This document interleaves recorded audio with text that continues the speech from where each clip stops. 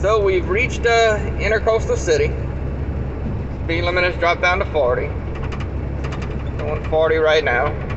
We are looking for EPS dock, which according to GPS is half a mile away. And when I come back, I'm going to be going to Broussard Brothers, which is not going to be very far from there. So I see the sign, EPS. That is the boat truck 39 over there. That is the ship that I will be delivering to. So I'm going to go ahead and get checked in. And we're going to get rid of these groceries. So here we are. PPE required, which I already have my hard hat and my safety glasses and my steel toes. Let's see where I gotta check in. Alright, let me let y'all go while I go check in. Alright.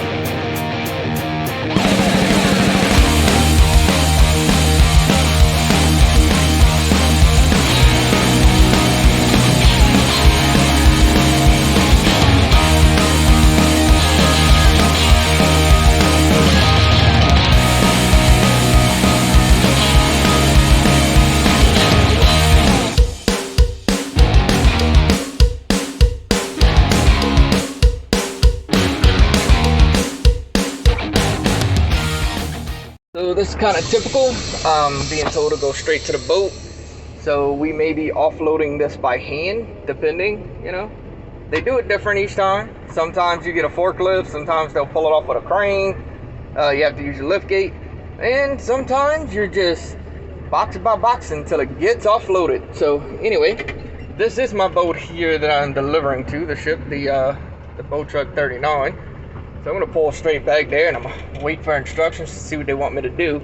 Now you notice my organization, I keep my paperwork for all the places I'm going up here in order.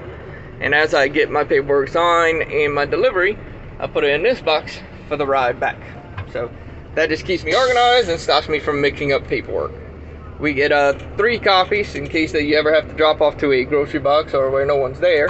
So you have one for you, one for the boat, and one for the dispatcher if needed.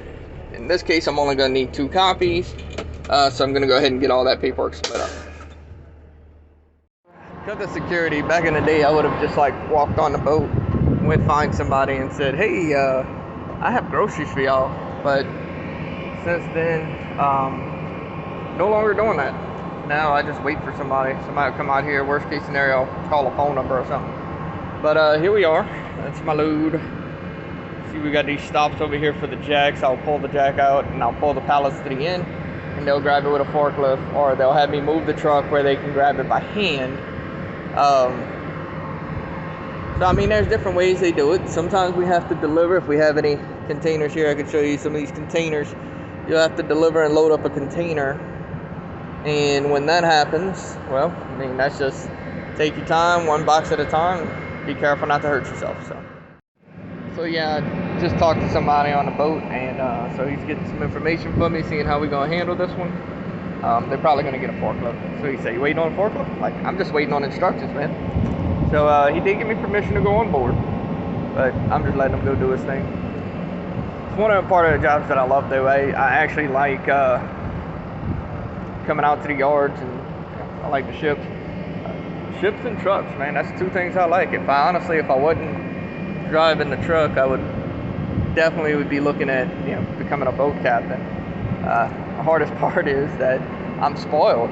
I'm home a lot, and being away from home, I think would be kind of difficult, especially whenever you got a family. I got 2 kids, so it makes it a little difficult. But honestly, like, that would be retirement or something. That's my idea of retirement. Get a truck and drive the country, or jump in a boat, you know, captain a boat all over the place. Anyway, yeah, I'm just gonna wait for instructions and see how they're gonna decide to do this. Chances are they're just gonna take it up with a forklift and put it on the ground, and as you can see, they have this crane here. They'll grab it with that and put it right on the deck of the boat. We'll see. So regardless of how they decide to handle this, the main thing is just going to get these pallets to the back of the truck. because whether it comes with a forklift or whether we back up and offload it by hand, whether I need to put it on a lift gate, drop the lift gate down, or grab it by the crane, regardless of how we handle getting these groceries to these gentlemen that need to eat and get to work, pallets got to come off the boat. They have to come off the truck to get on the boat. So I do see a forklift coming. He may be mine. So let's see. And if so, what'll happen is, like, plain and simple, I will take a pallet, put it into the truck. The forklift will grab the pallet and put it down on the ground somewhere. So let's get to work, guys. Well, we are back on the road. As you see, my paperwork's up here. I did not record me, that's another one of those supply boxes. Don't put groceries in that Tiger Offshore right here.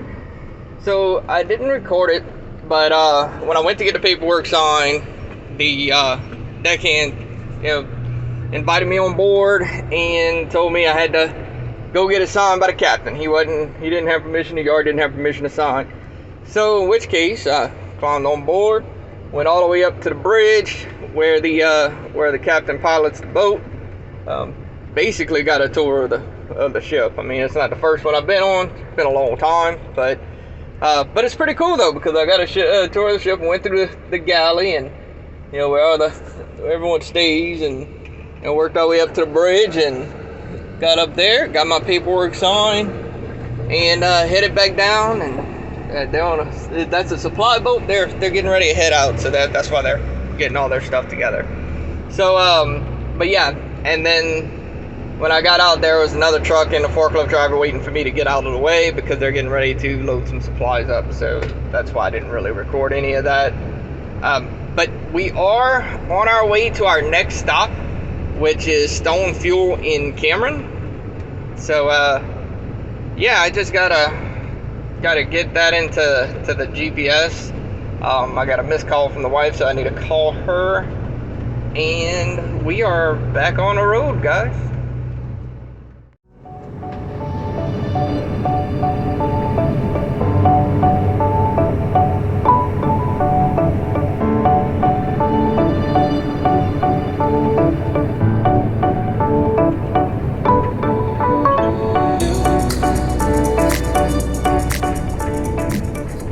That's a pretty cool old tractor right there. You see a lot of yard decorations like that. It's funny. Yeah, I think it's pretty cool, but some people would be like, oh, it broke down and that's where it stayed. But that's pretty cool. Now in Louisiana, you'll learn, and I'm pretty sure it's like this anywhere that's close to a coast, Gulf Coast specifically, when you start seeing houses that are, I guess, on stilts, on sticks, lifted up in the air. I mean, it's normal. See, that one right there is just really built up big on land. But you see how those are? How they have those pillars and you can kind of get underneath it? They'll use that for storage. They'll use it for storage for even cars. They'll use it for their driveway. They parking your car underneath the building. They'll put stuff there. They'll close it off, make it like a little garage with something that's really easy to break away. But the reason that is there is it automatically tells me that this is probably a bad idea. This is probably an older house that's here, that's been there for a while.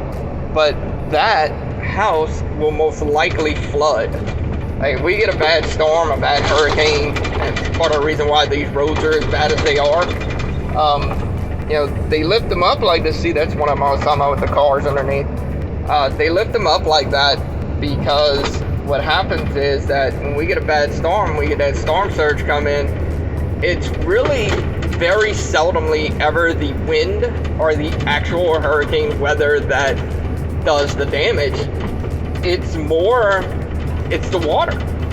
It is straight up the water, the storm surge. It comes up, the water gets so high that it will flood people's houses, if not even take them away, drag them into the Gulf. So you can see that one's real high up. So if anybody here is on the ground, there's a very good chance that if there's a flood, they get flooded. They probably just rip everything out and rebuild, and I mean that's kind of what they do around here. But a lot of the local codes, especially for flood insurance, will require that you raise your house to a certain level, what they deem to be a safe level, which then makes you more prone to wind damage, but the flood damage could be lessened. It could possibly be lessened because the water will reach the pylons underneath. It might cover above where your cars are. However, hey, there's another one of those yard ornaments. Might cover, and that one looks like it actually gets used from time to time. Might cover your vehicles, but your house will not be flooded itself, so you won't have that kind of damage. So yeah, we're going to continue to make this drive. There's some moo-moos, some cows, and well, that was pretty close. Yeah, we're going to continue to make this drive down here. We're on 82, just following the coast basically. And we're going to go ahead and make our way to Cameron. When we get to Cameron, we do have to cross the ferry, which I plan on recording all of that. And ferries are also cool to me. But what you'll see here, so this field right here, you know, they will grow stuff here, but we're kind of just getting out of crawfish season. And they'll flood these ponds, and what they do, they flood the ponds, and then when they drain the ponds, that's where the crawfish come from. Ponds like this is where the crawfish come from. And there's some pink birds. I don't think it's not flamingos, but those are definitely some pink birds. Never noticed that before. That was pretty cool. I wonder what kind of birds those are. Anyway, yeah, so we're going to see a lot of this and a lot of little farmhouses, little towns, get around Pecan Island and stuff. You'll get to these little side of the road buildings. Every once in a while on this road, you'll get to a spot that will have a pullover, a designated pullover, and that is to help like cars and truckers and all that need a pullover for whatever reason. You have, as you can see, there is no shoulder. There's zero shoulder here. You drop off, you're in the ditch.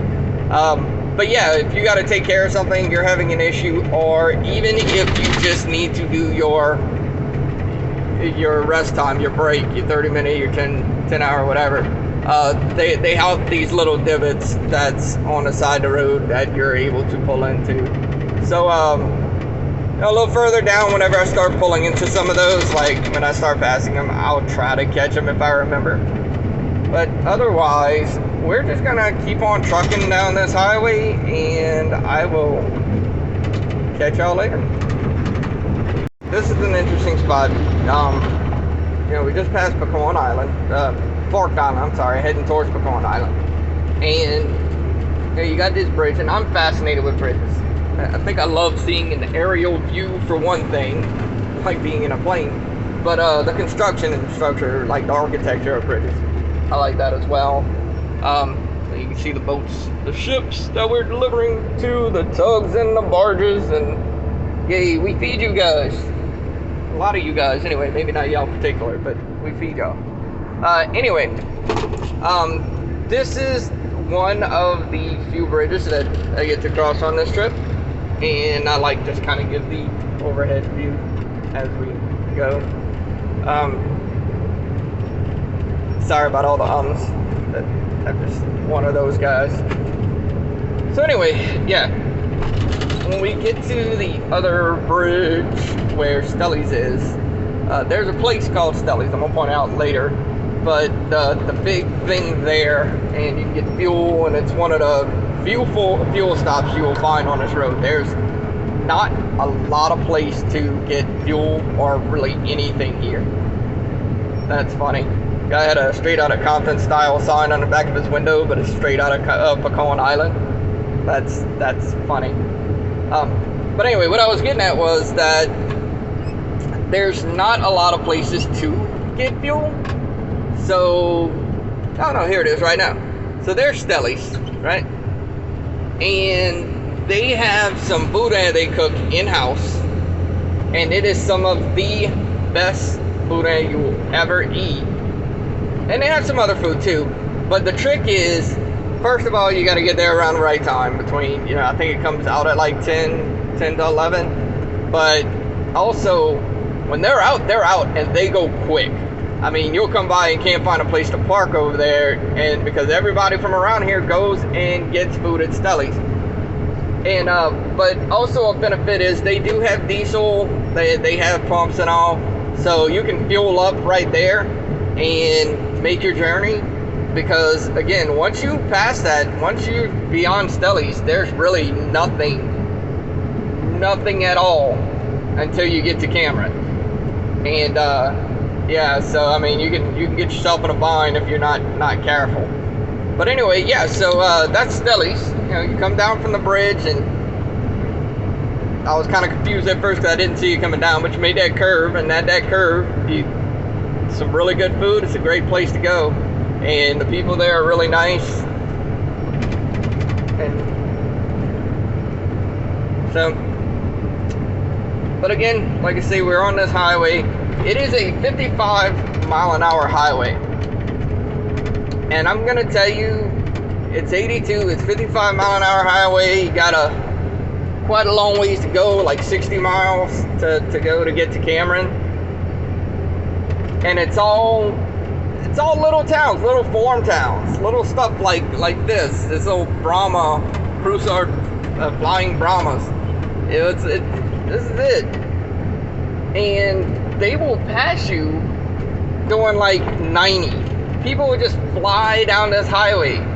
And admittedly guilty, in my younger days, not that I'm very old, but in my younger days, I used to do the same thing. I would come flying down here, going as fast as the truck will go, and as fast as whatever vehicle I was in would go. And I see they're doing some line work here, some electrical. And I kind of racked up a lot of tickets then. I mean, that's long beyond gone now, no longer on my immediate record, as they say. But yeah, I pretty much, I'm sure there's some sheriff somewhere around here that has taken a few vacations to Hawaii based off of just the money they made on my tickets for speeding. But that is no longer the case. I have slowed down to doing the speed limit because honestly, it does not pay. When that amount, when that big of a chunk, you're taking a risk, that big of a chunk comes out your paycheck, you quickly start realizing, and I'm hard-headed, it took me a lot longer than it should, but hey, that's one of those guys that want to go fast. You quickly start realizing that it's not worth it. Like, I can't afford to keep paying speeding tickets, and then it's hitting your insurance, and you know, you get a bad driving record and all that other stuff. So it's like, hey, you know what? I am no longer getting a speeding ticket for going down this dang highway. I know it's a long drive. I know. I get it. You know, especially whenever it's at night and all this is black and you can't see like the cows playing around right there or anything like that. And it does. You just want to get it over with, but it's just not worth it. So, you know, I'll go a couple of miles over, but not by much, and I'll just get to where I gotta go.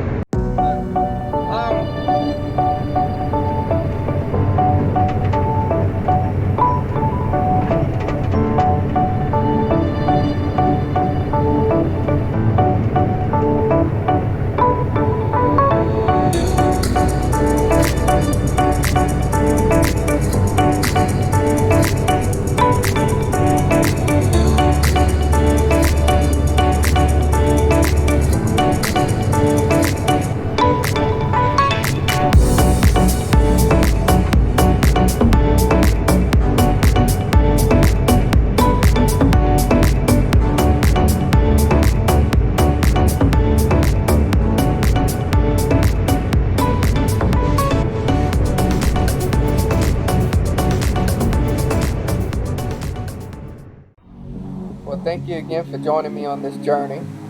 That's going to be it for part 2. We had that stop in Intercoastal City, and we're headed out to Cameron. So I hope you guys enjoy. And I hope you follow along as we continue our journey in partnership. And as always, catch you on the flip side.